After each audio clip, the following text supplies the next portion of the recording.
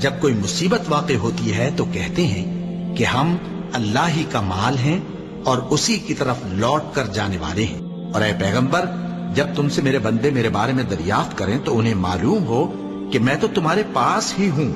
جب کوئی پکارنے والا مجھے پکارتا ہے تو میں اس کی دعا قبول کرتا ہوں، تو ان کو چاہیے کہ میرے حکموں کو مانیں اور مجھ پر ایمان رکھیں تاکہ نیک رستہ پائیں۔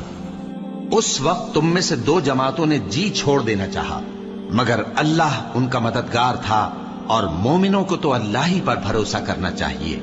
اور اس مدد کو تو اللہ نے تمہارے لیے ذریعہ بشارت بنایا، یعنی اس لیے کہ تمہارے دلوں کو اس سے اطمینان حاصل ہو، ورنہ مدد تو اللہ ہی کی طرف سے ہوتی ہے جو غالب ہے، حکمت والا ہے۔ اور بددل نہ ہونا اور نہ غم کرنا، اگر تم سچے مومن ہو تو تم ہی غالب رہو گے، یہ تمہارے مددگار نہیں ہے۔